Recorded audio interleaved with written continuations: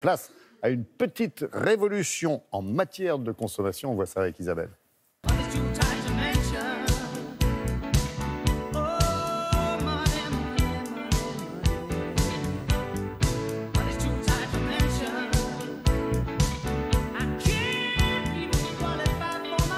Voilà, prenez votre temps. Installez-vous bien parce que le sujet est important. Oui. C'est vrai que ce matin, vous allez nous parler de ce nouveau mode de consommation qui consiste à aller chez le commerçant avec sa carte bancaire et à pouvoir repartir avec du liquide, en fait. C'est ça? Exactement.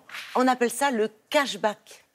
C'est tout nouveau, Bah oui. c'est en cours. En fait, il s'agit de la Je rends la monnaie, ratification quoi. d'une directive européenne qui a été adoptée au Parlement fin juillet. Alors, le projet est porté par Madame Génie Stéphane, qui est secrétaire d'État auprès du ministre de l'Économie et des Finances. Et donc, ça devrait se développer là, dans les prochains mois. Alors, ça fonctionne comment? Alors, ça fonctionne simplement. Imaginons, vous allez faire des courses, disons dans un commerce de proximité, votre boulanger, votre primeur, pour un montant, disons, de 20 €. Donc, vous réglez vos achats par carte bancaire.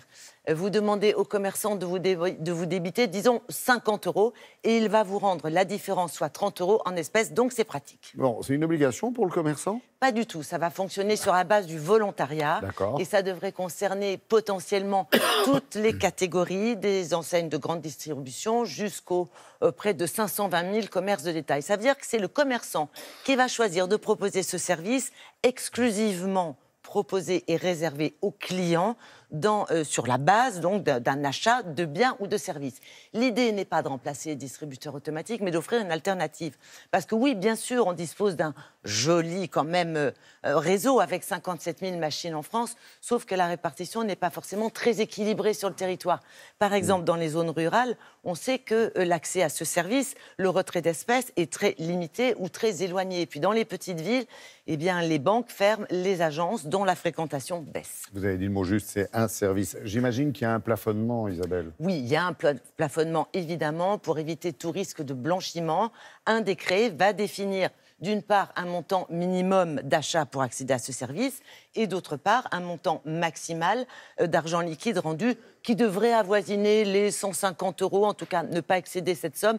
Mais enfin, ça reste à confirmer. Et puis, un petit détail, c'est qu'il faudra impérativement disposer d'une carte bancaire parce que ça ne fonctionnera pas avec un chèque. Cela dit, on peut aussi se poser la question de savoir si c'est vraiment nécessaire, compte tenu du fait que maintenant, on peut payer avec un smartphone, on peut payer sans contact aussi. Absolument. Sauf que le paiement avec smartphone, eh bien, ça démarre. Que le sans contact ne rassure pas forcément 100% des consommateurs. Vous en avez certains qui craignent de se faire pirater.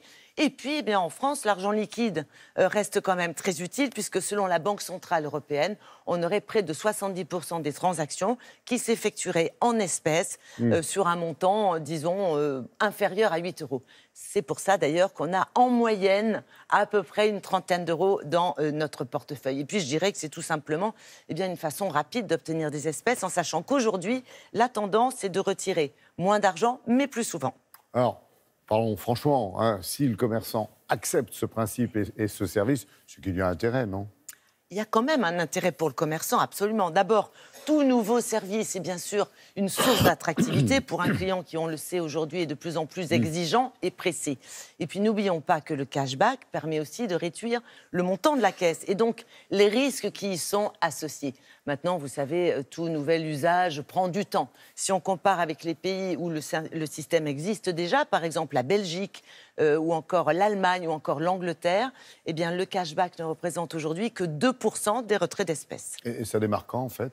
Alors, pour l'instant, nous sommes en phase de concertation avec les banques, avec les fédérations professionnelles, avec les commerçants, avec les associations de consommateurs, tout simplement pour définir les modalités pratiques. Alors, on a vu, c'est le montant minimum d'achat, c'est le montant maximum de retrait, mais c'est aussi la façon, l'information qu'il faudra délivrer aux consommateurs avant l'achat et puis pourquoi pas le coût éventuel de ce service. Donc on devrait avoir des nouvelles de Bercy là à l'automne et a priori l'entrée en application par décret est prévue avant la fin de l'année.